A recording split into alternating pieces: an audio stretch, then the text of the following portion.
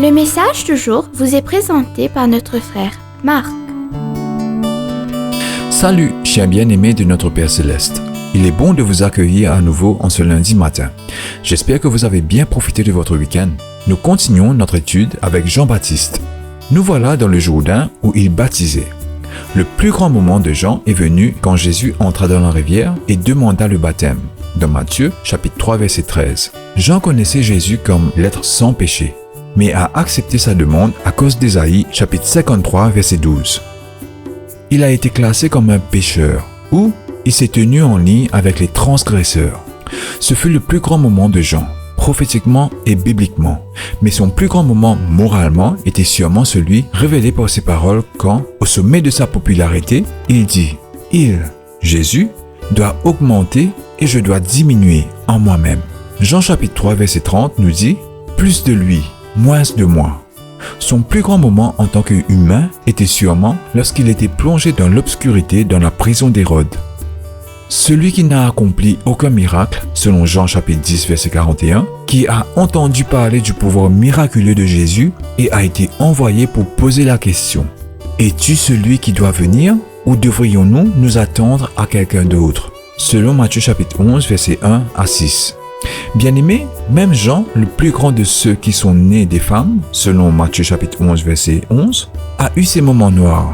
Quel témoignage Jésus donna à la fidélité de Jean? Voyez cela dans le verset 7 à 19.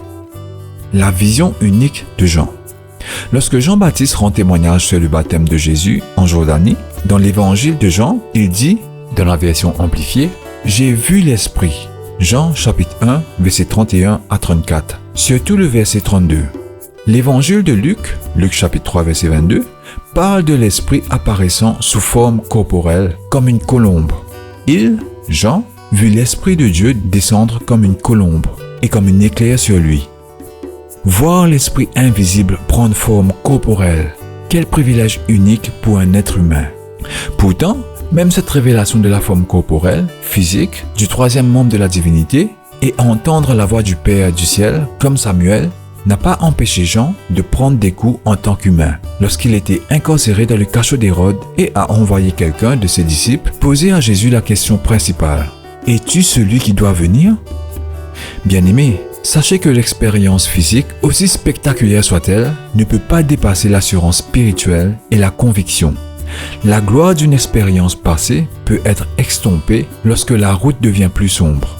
Mais l'assurance d'être béni vous conduira jusqu'à la fin du voyage. Veuillez relire ce passage que nous aimons tous. Job, chapitre 19. Lisez-le dans le Living Bible si possible, pour voir d'une manière plus claire à quel point l'expérience circonstancielle de Job était un cauchemar. Mais Job était certain. « Je sais, dit-il dans le verset 25. » De là, il a transformé sa tragédie en triomphe. Il, Dieu, fera la même chose pour vous et moi. Bien-aimés, comme Job et Jean, nous devons faire confiance à Dieu, fidèlement et de tout notre cœur, quelle que soit la circonstance dans laquelle nous nous trouvons. Demain, nous allons conclure sur la merveilleuse vie de Jean-Baptiste. Ma prière est que nous puissions tous voir l'Esprit à l'œuvre dans notre vie. Que Dieu vous bénisse tous. Profitez de votre journée en lui. Au revoir.